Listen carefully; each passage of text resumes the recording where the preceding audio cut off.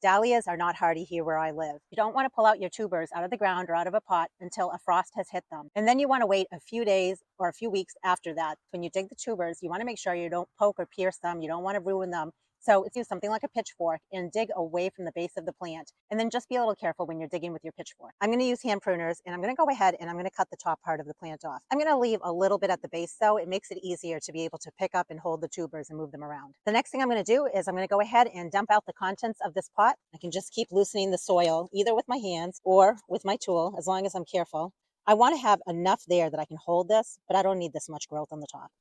You could rinse all of your dahlia tubers off with water. Some people like to do it, some people don't. I've done it both ways. Both ways have worked for me. I will say though, you want to be really careful. When you are washing off your dahlia tubers, let them dry quite a bit before you store them. Otherwise they will rot. If you leave the soil on your dahlia tubers, it's not going to hurt the tubers. In fact, it's going to hold in some of the moisture during the winter months. After about a week of letting these dry, I will then store them. And when I store them at that time, I can remove some of the soil. One of the reasons I like to do that is because in the spring, when it's time to divide this, it'll be a lot easier to work with the tubers to see the eyes showing. And if I leave too much of the soil caked onto here, the soil gets pretty hard and then it's really hard to maybe see the eyes as easily. I do have some tubers that I dug out about a week ago. So let's take this large one right here, and I'm just using something like a bottle brush, and I'm just going to take off some of the soil. This step is optional. You don't have to do it. You can if you want to. And I'm just being careful. I want to make sure that I'm not opening up anything on my tubers because